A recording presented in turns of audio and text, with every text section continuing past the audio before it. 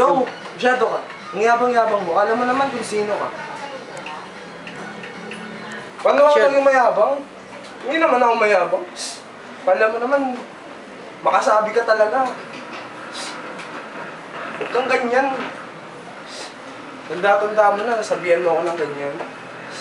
Sumbong kita sa tatay ko. Gusto mo? Magsumbong ka sa tatay mo. Eh ano naman kung mas matanda ko, kaya nga inaano kita eh. Mas matanda kasi ako, kaya dapat sumunod ka sa akin. Huwag kang ano, masyado ka eh.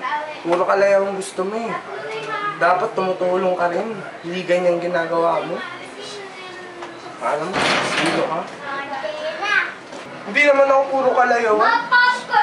Tsaka, kahit na, tumutulong rin naman ako minsan ah. Nagbibigay rin naman ako. Ano naman masama dun? Wala naman masama dun eh. Ganda ka. Ganda ka, ano? Ganda.